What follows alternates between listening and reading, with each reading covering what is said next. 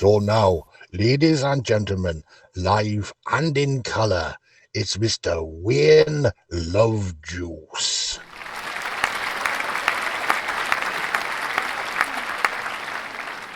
The other day I produced a Louis, had a chat with an interesting chappie who said that the YouTube algorithms really aren't that happy.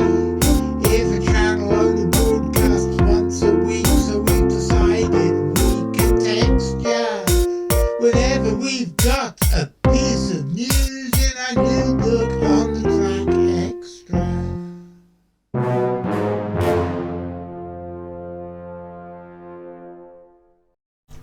ASSAP, the Association for Scientific Study of Anomalous Phenomena, was founded in 1981 and is generally considered to be one of the most important Fortean organisations in the world. They recently had their annual conference, and Richard Freeman was there both as a speaker and to cover the event for CFZtv. Christian Jensen Roma is an old friend of mine. He's one of the luminaries of ASSAP and a parapsychologist, an all-round nice guy and good egg. And over the ASSAP convention weekend, he carried out an experiment in a little tent with a mirror and some white noise. So, CJ Roma, one of the leading lights of ASSAP. Can you tell us a bit about the experiment you ran over the weekend in the strange little tent? The gazebo, the dreadful gazebo. In the little bit of woodland on the in the middle of the student digs. Okay, so we decided that this year we're going to try and do something a bit different. And as chair, I've got a lifelong interest in apparitions. So one of the things was, why can't we actually manifest an apparition at will? You know, why can't we generate whatever it is? And my guesswork is that apparitions are based on either a missed signal in the visual apparatus or the dream state just imposing itself. Doesn't mean they're not real, doesn't mean that they're not objective in some sense, doesn't mean they're not like dead guys, it just means that the brain uses certain methods to see them. And those methods we can feel by using a very simple setup. All we did was we took a gazebo, we set it up in the woods behind the student hall. We checked very carefully with the security guys. They were great. They said, what are you going to do? And I said, we're going to summon ghosts. They said, you're building a ghost machine. I said, that's exactly what we're doing. It's a ghost machine. And they loved it. So yeah, they thought it was funny. So we went down there and we set up a gazebo. We did a blackout, very primitive blackout. And we placed a mirror in the gazebo in one corner.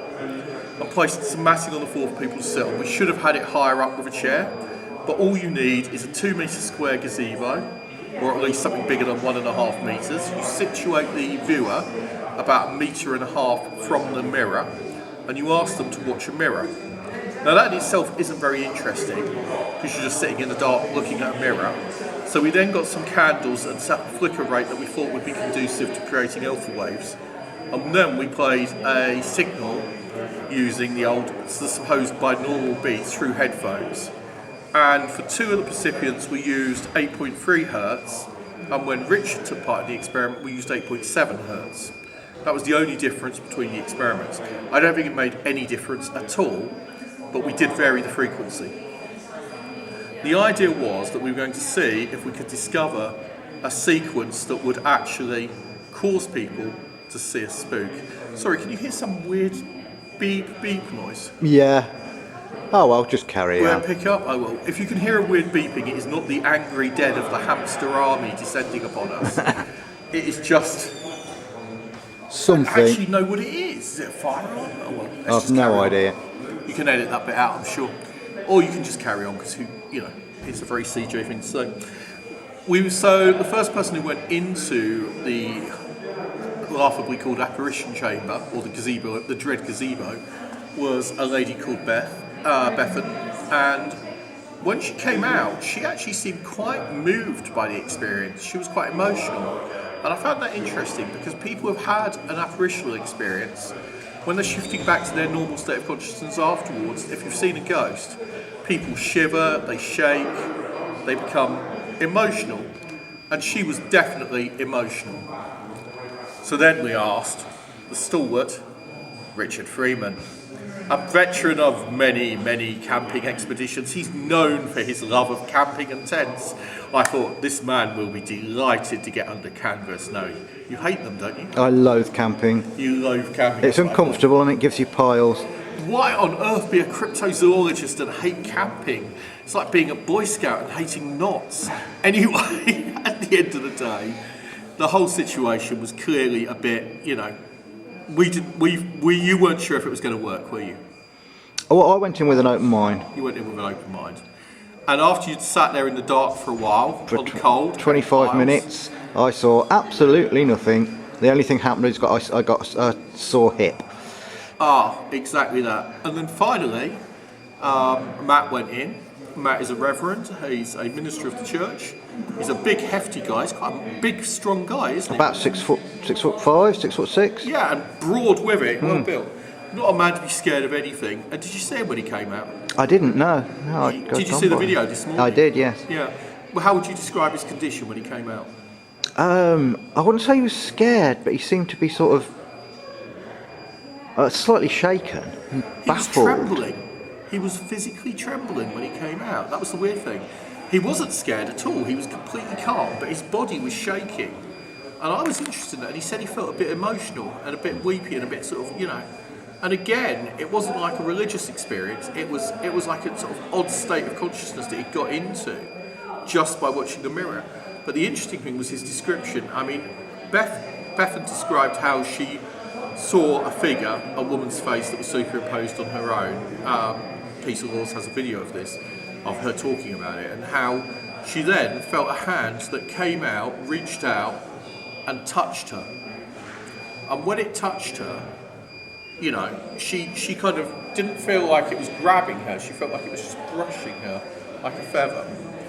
And she saw the figures, and at one point she thought the mirror was moving towards her, as did you. But it was just the wind in the gazebo. It was the wind. I worked that out almost immediately because I saw the billowing of the side of the tent pushing the mirror forward. Yeah. I mean, we were in quite a high wind in a wood on the top of a hill outside Bath, so it wasn't ideal, was it, as situations go? No, but both of the others reported seeing faces that look hideously burnt with empty eye sockets, didn't they? That was it. They did report seeing really. I mean, Matt starts by seeing a figure with a long white wispy beard, but then he says it looks like a victim of burns injury, and there's empty eye sockets, and the lips are burnt back, and half the face was missing. And he said it was grotesque, and I said, "Weren't you horrified?" And he said, "No, I like zombie movies." And he just kind of laughed and carried on talking about it. And to me, that would be quite a disturbing experience. But he clearly found it perfectly okay. So then we went on to talk about Bethan's experience. She said she too had the impression of seeing someone who was burned staring at her. And it does sound rather hellish, doesn't it? Rather demonic. But the point about the whole experiment was that we were inducing this. We were deliberately inducing an apparitional experience. And I don't think either of those people believed they saw real ghosts. What we're trying to learn is which parts of the brain are involved in the apparitional experience, what frequencies may be used when producing that, and what kind of conditioning, what kind of programming, what kind of priming are important to make people feel they're having those experiences. Because I'm sure that the producers of Paranormal TV would absolutely pay us a fortune if we knew the secret of how to make people see ghosts on demand. So that's really a brief description of the ghost machine. All I saw in that mirror was a fat bald goth. And it wasn't me for once. I'm the other fat bald goth in that mirror, but not in this grey t-shirt, which I'm trying to hide my nipples in. There we go. It's been a bit moffy and all the cats got to it, so this t-shirt's seen better days.